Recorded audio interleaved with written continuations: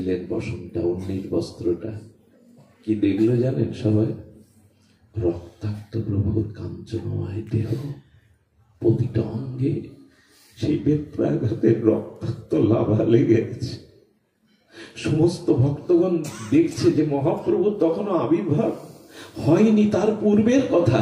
সমস্ত দেহটা রক্ত লাভা লালিমায় ভরা। এই দৃশ্য হরিদাস দেখেই ওখানে মূর্ছিত হয়ে পড়ে গেলেন।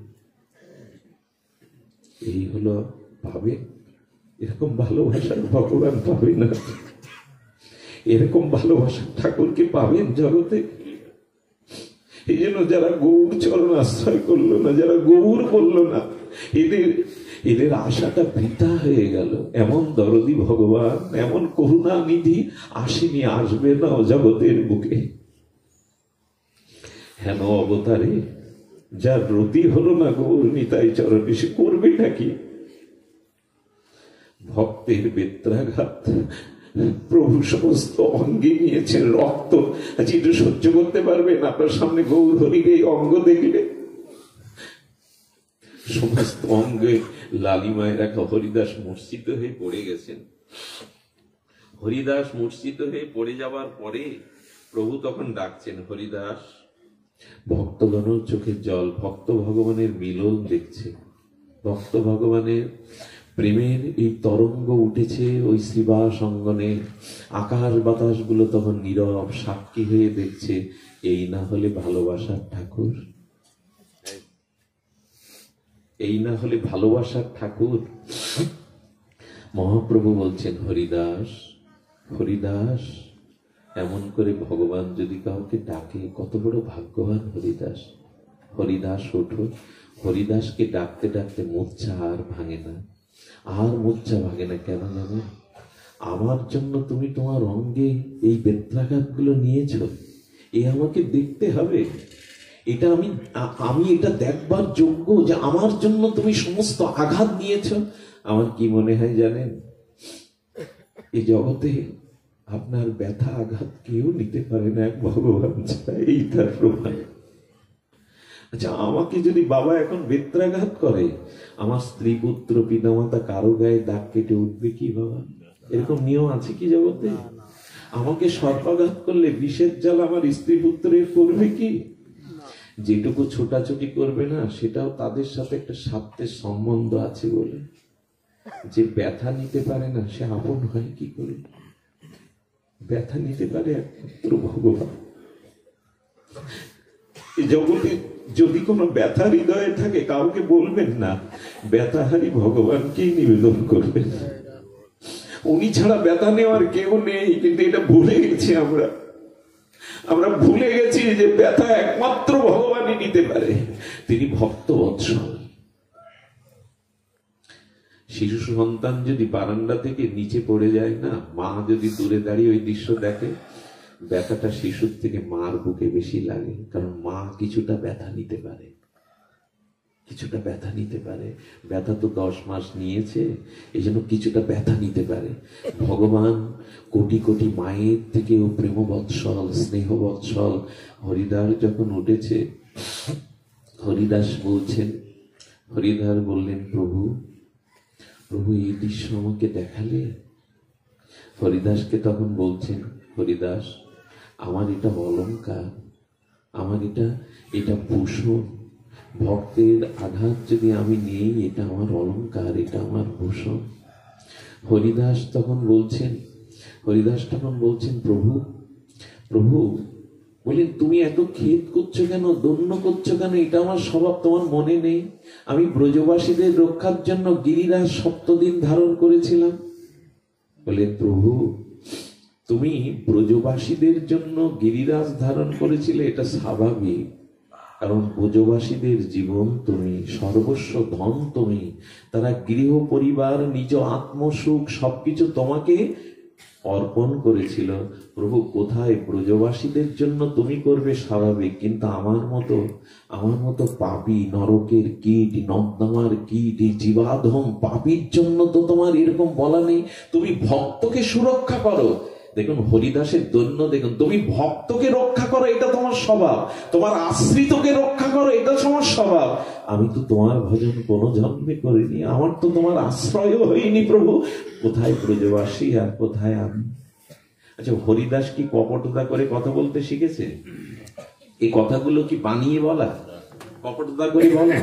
হরিদাসের ভিতরে বিন্দু মাত্র ছল কপটতা নেই। বলে প্রভু ভক্ত রক্ষার জন্য তুমি বিদিত, আমি তো তোমার ভজনও করিনি, আমার তো স্বীকৃতি নাই, তুমি আমাকে রক্ষা করবে, আমাকে রক্ষা করবে। বারবার বুকে হাত দিয়ে বলছেন আমাকে রক্ষা করবে। আচ্ছা, তুমি পঞ্চ পাণ্ডবদের জন্য দুতিয়ালি করেছো, অর্জুনের সারথ্য স্বীকার করেছো, অর্জুনের সারথি হয়ে ঘোড়াগুলোকে জল খাইয়েছো, রক্তা মুছে দিয়েছো, তুমি ওইখানে যুদ্ধ করেছো।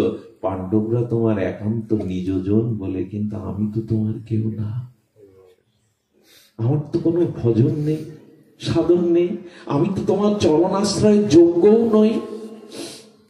এই পরিসরে আপনাদের একটা কথা বলি, ভজন যদি দেখুন, ভজন পাওয়াটা বড় কথা না, ভজন রক্ষা করাটা বড় কথা।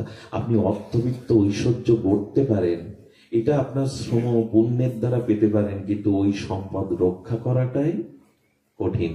ভজন পাওয়াটা সহজ, কিন্তু ভজন রক্ষা করা খুব কঠিন। যেটুকু পেয়েছি না, শ্রী গুরু কৃপা, মহত কৃপা, নাম মহিমা, এইটুকু রক্ষা করা কঠিন। এইগুলো রক্ষার একমাত্র অবলম্বন হলো দৈন্য। কি বললাম? ঘুমায়েন না কেউ সামনে? এগুলো হলো দৈন্যই হলো আপনার ভজন রক্ষা করতে পারে।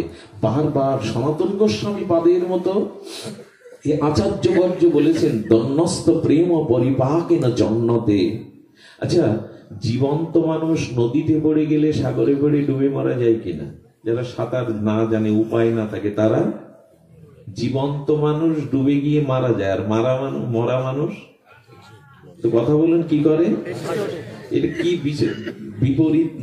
মরা মানুষ ডুববে, কিন্তু মরা মানুষ ভাসবে, কিন্তু জীবন্ত মানুষ, এই নিয়মটা কি? এই নিয়ম শুনুন। জীবন্ত মানুষ জলে ডুবে মারা যায়, কিন্তু যখনই মারা যায় তখনই সে ভাসে। পদকর্তা বললেন, তোমার অহংকার যেদিন মারা যাবে সেই দিন নামের সাগরে ভাসতে পারবে, ভজনের সাগরে ভাসতে পারবে। তোমার অহংকার যেদিন মারা যাবে সেই দিনই তুমি ভাসতে পারবে, না হলে অহংকার থাকলে তুমি ডুববে, অহংকার থাকলেই তুমি ডুববে। কি আশ্চর্য জগতের নিয়ম! মরা মানুষ ভেসে যাচ্ছে, যখন তার ভাষার কথা তখন ভাসতে না। এর একটাই কারণ, অভিমান যেন না আসে। আর এই অভিমান না আসার একমাত্র অবলম্বন, সুরক্ষা কবচ হলো দৈন্য। দৈন্যতে ভগবানের বুক ফেটে যায়। ভগবানের বুক ফাটে কিসে? বলো, ভক্ত যখন দৈন্য করে, আমি হীন, আমি কামাল, আমি কাঙাল, আমি অধম, আমি অযোগ্য। তো হরিদাস ঠাকুর বলছেন, ব্রজবাসীদের জন্য তুমি করতে পারো, তাদের সর্বস্ব ধন তুমি। তুমি পঞ্চ পাণ্ডবদের জন্য করতে পারো, তাদের তুমি আপন জন, হিতৈষী জন।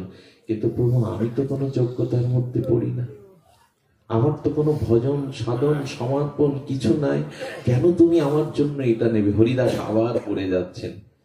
হ্যাঁ, হরিদাস আবার পড়ে যাচ্ছেন। আমার মনে হয় কি জানেন, হরিদাসের দন্যটা যথার্থ দন্য। এই যথার্থ দন্যের কারণেই তো মহাপ্রভুকে কোনোদিন উনি স্পর্শ করতে দিতেন না। বারবার পিছিয়ে গেছেন, বারবার পিছিয়ে গেছেন, বারবার পিছিয়ে গেছেন। এই জন্য মহাপ্রভু যখন হরিদাসকে কোলে নিলেন, তার নির্যানের পরে যখন কোলে নিলেন, দুটো দৃশ্য ঘটে গেছিল, মর্মান্তিক দৃশ্য। মানে আমরা এখন একটু প্রশ্ন করব ভগবানকে, হরিদাসের প্রেমতনু কোলে উঠে তুমি নৃত্য করছো, হরিদাসের পা গুলো তোমার গায়ে লাগছে, যে আঘাত লাগছে। নৃত্য করলে কি হয়? কেন মানুষকে কোলে নিলে হরিদাসের পা তো পদাঘাত রূপে তোমার গায়ে লাগছে, প্রভু। কি উত্তর প্রভু? আচ্ছা প্রভু, সেটাও ছেড়ে দিলাম, হরিদাসের পায়ের যে ধুলা আছে ওটা তো তোমার অঙ্গে লেগে যাচ্ছে। প্রভু বললেন, সারা জীবন যে ইচ্ছাটা পূর্ণ হয়নি, আজ সেই ইচ্ছা পূরণ হচ্ছে। কি করে বলি বলুন তো কথা। প্রভু বললেন, আমার ইচ্ছা সারা জীবন পূর্ণ হতে দাওনি তুমি, আজ আমার ইচ্ছা পূর্ণ হচ্ছে। তোমার ধুলিটাই তো চেয়েছিলাম, তোমার মতো নিষ্কিঞ্চন নামনিষ্ঠ প্রেমিকের ধুলি আমি আমার অঙ্গের ভূষণ মনে করি। দেবে না তো, এই জন্য আজ আজ আমার নেওয়ার পালা। প্রভু কখনো এত বিহ্বল হননি। প্রভু কখনো গৌর চরিত্রে, মহাপ্রভুর দিব্য চরিত্র লীলাবলিতে কোন ভক্তকে কোলে নিয়ে এভাবে বিহ্বল হয়েছেন এর ইতিহাসই নেই। মহাপ্রভু খুব আবেগপ্রবণ ছিলেন না। মহাপ্রভু স্বয়ং ভগবান নাম প্রেম দিতে এসেছিলেন, উনি এত আবেগপ্রবণ ছিলেন না। তার না কেটে যায়, ওখান থেকে সাবধানে আসো। বলছেন উনি আবেগপ্রবণ ছিলেন না। হরিদাসের তনুপ্রভু কোলেতে উঠাইয়া অঙ্গনে নাচেন প্রভু প্রেমাবিষ্ট বিহ্বল হয়ে গেছেন। এর একটাই কারণ, হরিদাস আজ তোমার চরণ চিহ্ন, আজ তোমার চরণ ধুলি আমার অঙ্গে লাগুক। আচ্ছা, এর মধ্যে এত আসলে তো বসা যাবে না।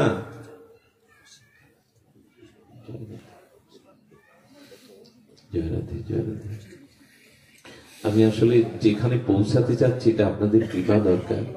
কেন জানি না, আজকে ঠাকুরের এই প্রসঙ্গটাই স্মরণে এলো, সারাদিন গ্রন্থে চোখ বোলায়নি। আর মানুষ বিষয়ের মধ্যে পড়ে থাকা, গ্রন্থ দেখবার সময় করি, কিন্তু কেন জানি না হঠাৎ এটি স্মরণে এলো। সেদিন হরিদাসের এই দুটি বর এই দিন প্রার্থনা করেছিলেন হরিদাস। সেই কথাটা বলবার জন্য একটু অবতারণা, একটু শান্ত থাকুন। ঠাকুর হরিদাস তিনি বারবার মূর্ছিত হতে গিয়ে ওই ক্ষেত করছেন, প্রভু ব্রজবাসী পাণ্ডবদের জন্য তুমি করণীয় তোমার স্বাভাবিক ধর্ম, আমি কোনো যোগ্যতায় রাখি না, আমার জন্য এটা কি করলে, আমার জন্য এটা কেন করলে। এই যখন তখন হরিদাসকে বলছেন মহাপ্রভু, দন্য সংবরণ করো, তোমার দন্যে আমার বুক ফাটছে। এই জন্য আপনাদের কাছে নিবেদন, যদি ভজন জগতে এক পাও এগোতে চান, যদি মহাপ্রভুর নামধর্ম প্রেম ধর্মে সিক্ত হতে চান, জীবনটাকে কিছুটা অন্তত দুর্লভ মনুষ্য জন্মকে ভজন ধন্য করতে চান, দয়া করে দন্যটা রাখুন। এই দন্য ছাড়া এই পথে এক বিন্দু এগিয়ে যাওয়া যাবে না। হরিদাস ছিল সবার পেছনে, মহাপ্রভুর সামনে এসেই বলছে, হরিদাস তুমি তো আমার।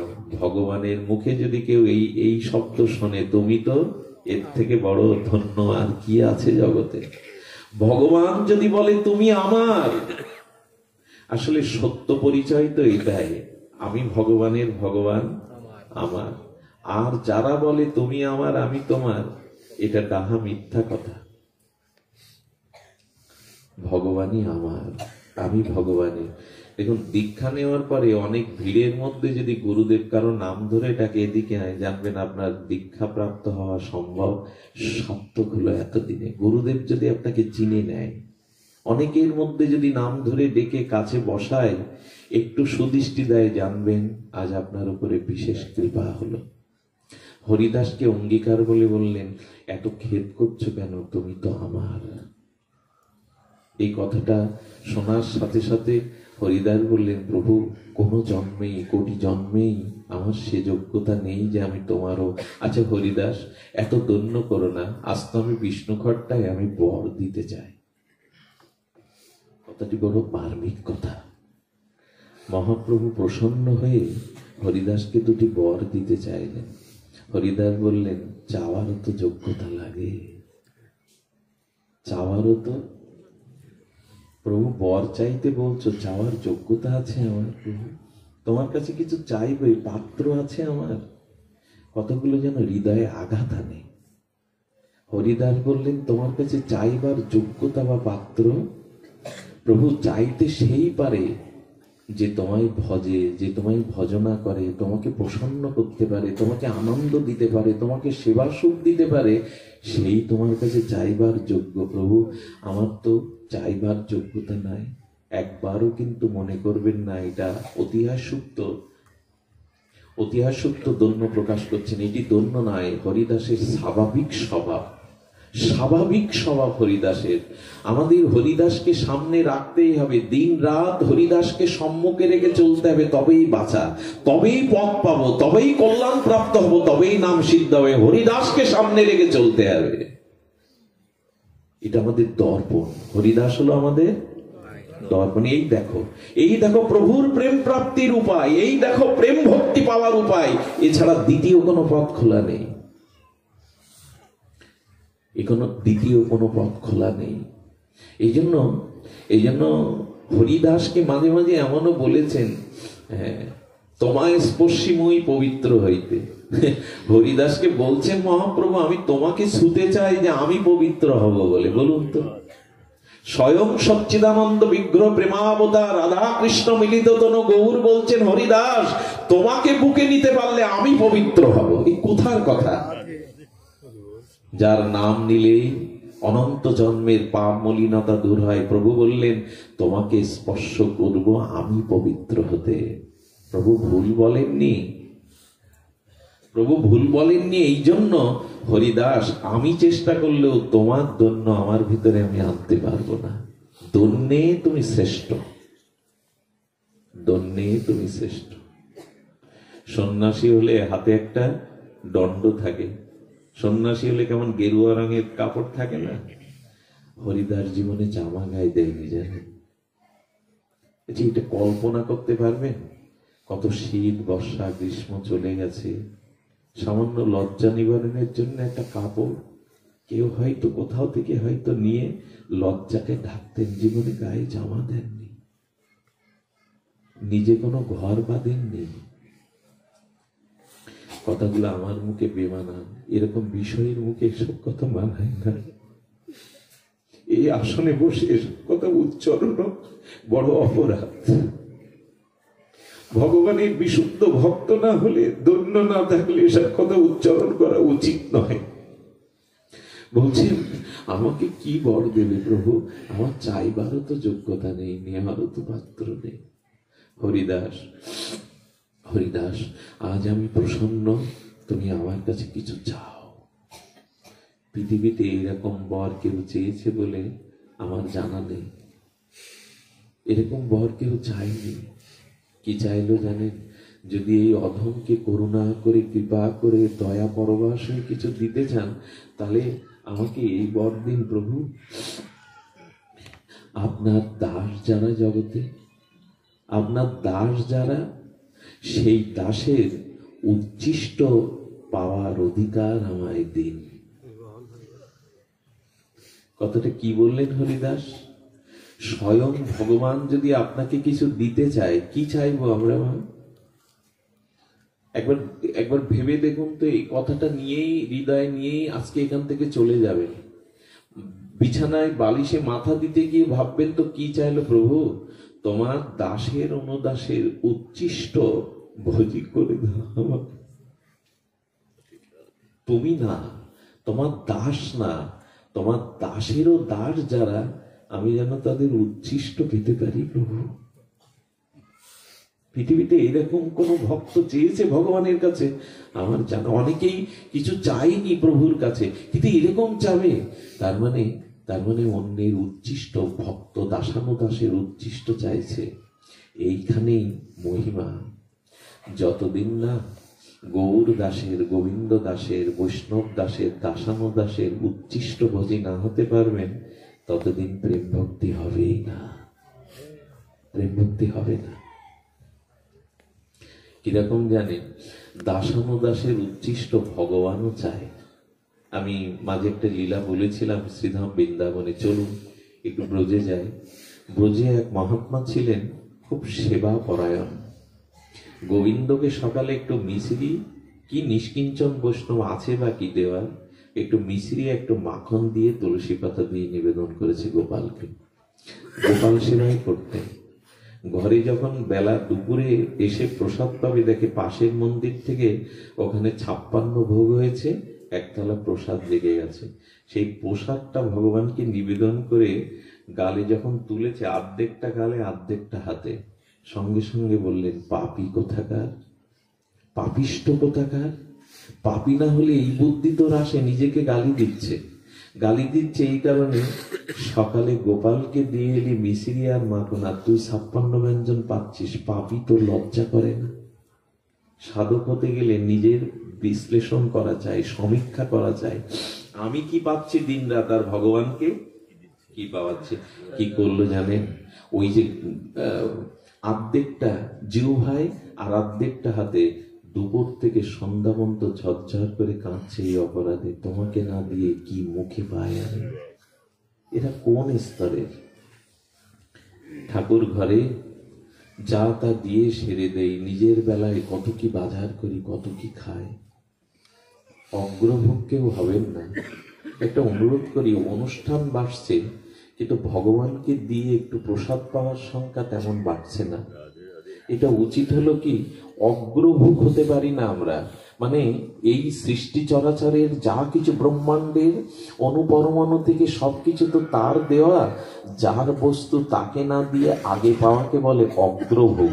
আগে পাওয়া, আগে পাওয়ার বিধান নাই, তাকে না দিয়ে আগে পাওয়ার বিধান নাই। সারা দিন বসে বসে কাঁদছে, যখন সন্ধ্যা ঘনিয়ে এলো, আধার নেমে এলো, তখন গোপাল বলছেন ওই গালেরটুকু থেকেই যাবে যদি আমি উপায় না করি। গোবিন্দ বালকের রূপ ধরে সামনে এসে বলছে, বাবা সারাদিন দেখছি চোখের জল, আর এক বিন্দু হাতে, এক বিন্দু তোমার এক গ্রাস গালে, এভাবে কেন আছো?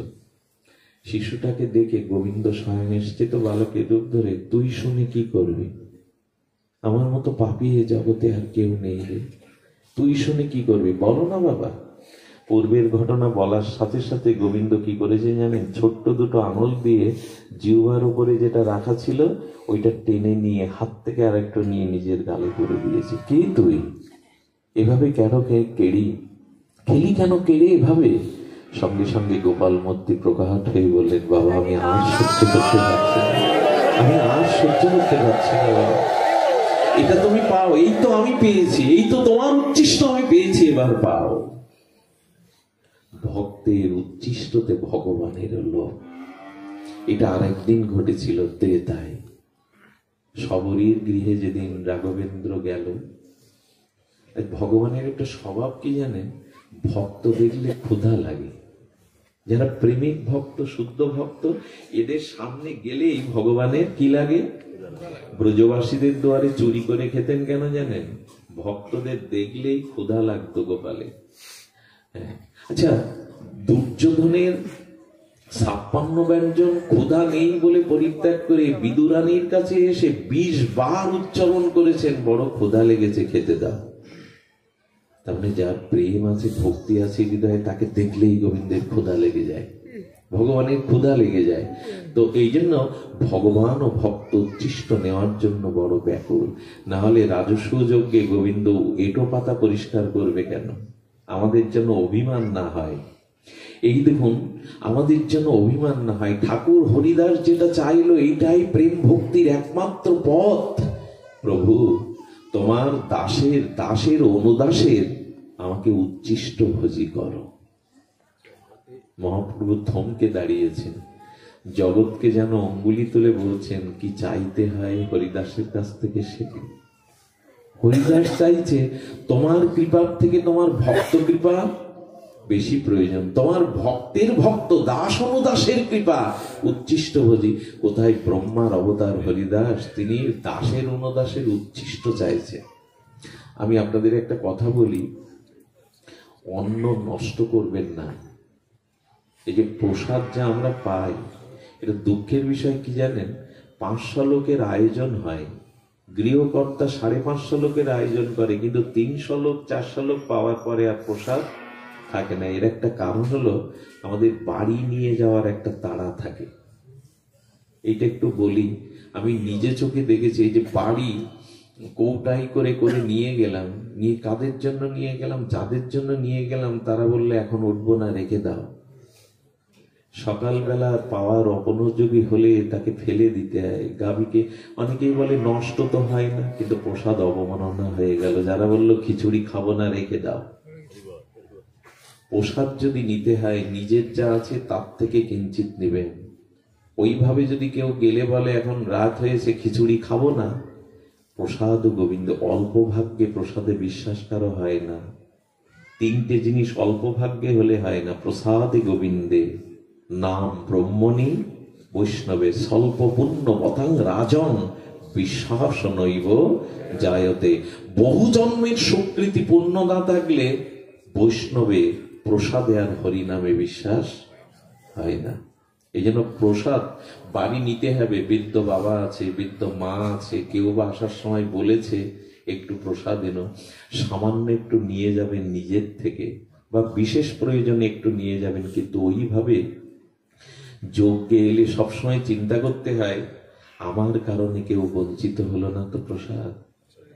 যজ্ঞে এসে অন্যকে না পাইয়ে নিজে পেতে নেই। আরেকটা কথা বলি, এই যে বিবাহ উৎসব আয়োজনে আমরা বড় অতিথিদেরকে নিমন্ত্রণ করি, সমাজপতি, সমাজের বিজ্ঞজনদের, কিন্তু বর্তমান যুগটা এমন জায়গায় চলে গেছে, পাতে কিছু রেখে না দিলে তাকে ভদ্রলোক ভাবা হয় না। অর্ডার দেবো অনেক হোটেলে, রেখে দেবো অনেক। জানেন, পৃথিবীতে এই মুহূর্তে, এই মিনিটে খাদ্য অভাবে অনেক মানুষ মারা যাচ্ছে। অন্ন ব্রহ্ম, কখনো কোনো অন্নের দানা, দেখুন শাস্ত্র বলেছে মণিমুক্তার থেকে একটা অন্নের দানার দাম বেশি, কিন্তু সহজে পাই বলে এর গুরুত্ব নাই। যে দেশে সোনার খনি আছে সেই দেশেও দুর্ভিক্ষ, মানুষ মারা যায়। এক মুঠো সোনা দিয়ে এক মুঠো অন্ন পাবেন না, এই দিনটা সামনে আসছে। এক মুঠো সোনা দিয়ে কোনো দিন কোনো প্রসাদের কণা নষ্ট করবেন না। কাউকে অতিরিক্ত বেশি দিয়ে অন্নের অপচয় করবেন না। পৃথিবীতে একটা সমস্যা চলে আসছে, যে সময় অন্ন পাবেন না এক মুঠো সোনা দিয়েও। প্রসাদ পেটে গিয়ে যথেচ্ছাচার করে আমরা যে নষ্ট করি, একবারও ভাবি না। এই দানাগুলো মাদার তেরেসা কি করতেন জানেন? এই বিশ্ব সেবিকা, বিশ্ব জননী বিমানে যখন যেতেন, তখন এই বিমানের খাদ্য ফেলে দিলে অনেক আঁচল পাততেন, অনেক অনাথ শিশু বেঁচে যাবে, আমার আঁচলে দাও। এমনি কি তিনি বিশ্বে সেবা রূপিণী হয়ে, জগৎ পূজিকা হয়ে আছেন? কুড়িয়ে কুড়িয়ে ওদের দিকে। কথাটি এই কারণে বললাম, উচ্ছিষ্ট যা কিছু, সেগুলি ভক্তদের উচ্ছিষ্ট হয়তো কেউ গ্রহণ করে। মহাপ্রভুর অবশিষ্ট অধরামৃত যেমন হরিদাসের জন্য বরাদ্দ ছিল, কিন্তু নষ্ট করবেন না। কোনোদিন কোনো প্রসাদের অপচয় করবেন না, অন্যের অপচয় করবেন না। আমি ফিরে আসি, হরিদাস ঠাকুরকে বলছেন আরেকটি বর চাও। এটা বড় অদ্ভুত, এটা বড় হৃদয়কে শীতল করা বর। প্রভু আর একটা বর চাইতে বলছো, তবে যদি প্রসন্ন হও, কৃপা করো তো বর দাও। কি বর চাইলো জানেন?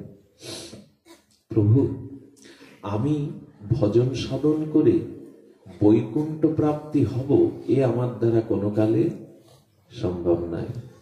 আমি সাধন ভজন সুকৃতিতে তোমার বৈকুণ্ঠ পাবো, এই সুকৃতি আমার নাই। প্রভু, এমন ভজন করিনি যে আবার মানুষ হব। একবার ভাবুন তো হরিদাসের এই উক্তিটি, এমন কোনো ভজন নেই আবার আমি মানুষ হব। তবে প্রভু, তবে আমার মনে হয় আমার মতো এমন জনদের ভাগ্যে যেটা আছে, আমার মনে হয় আমি কুকুর হয়ে জন্মানোই আমার পক্ষে শ্রেয়। আসতে পারবো তো এই জায়গায়? অতিরিক্ত একদমই ভাববেন না যে অতিরিক্ত বিনয় করছেন হরিদাস। নিজেকে এরকম জায়গায় নামিয়েছেন, বলছেন আমি সাধন ভজনের দ্বারা তোমার বৈকুণ্ঠ গতি প্রাপ্ত হব, এই সৌভাগ্য আমার নাই। আবার আমি পুনরায় মানুষ হব, এই সুকৃতি আমার। একটু বলি, ভজন না করলে কিন্তু এই ভাগ্য আর পাবো না। খেয়ে পড়ে মস্তিতে থাকলে আগামীতে মানুষ হব, এ ভাগ্য কিন্তু পাবো না। আর এটা হারিয়ে ফেললে না, এটা হারিয়ে ফেললে, দেখুন একটা মানুষ হওয়ার পেছনের ইতিহাস দেখুন। আমি যখন কি ছিলাম, বৃক্ষজনী ছিলাম। বৃক্ষজনী কয় লক্ষ বাবা? 20 লক্ষ বৃক্ষজনী। মানুষ বিবর্তনে, মানে মানুষ হওয়ার পূর্বে 84 লক্ষ জনী ভ্রমণ করতে হয়েছে, তার মধ্যে 30 লক্ষ বৃক্ষজনী। 30 লক্ষ বৃক্ষজনীতে আমার করোনা হয়নি। যবে তুলসী বৃক্ষ হলাম, ওই 30 লক্ষ পরিভ্রমণ করতে করতে যখন তুলসী বৃক্ষ হলাম, ওই তুলসী গোবিন্দের চরণে গেল তখনই মানুষ হওয়ার সৌভাগ্যের এক ধাপ এগিয়ে গেলাম। যখন মৎস্য, যখন হাঙর কুমির হয়েছিলাম, জলজ প্রাণী, 11 লক্ষ বার জলজ প্রাণী, ওই হতে হতে যেদিন সমুদ্রে শঙ্খ হলাম, ওই শঙ্খ যেদিন কোনো ভক্ত মুখে নিয়ে মন্দিরে বাজালো, সেই দিন মানুষ হওয়ার উপক্রম হলো। খুব সহজে ভাববেন না যে আমরা মানুষ, বাবা মা জন্ম দিয়েছেন হয়েছে। বাবা মা যখন জন্ম দেয় তখন মার গর্ভে একটা শুক্রাণু যায় পিতৃ, আর যে শুক্রাণুগুলো মারা যায় তার মধ্যে আমি তো থাকতে পারতাম।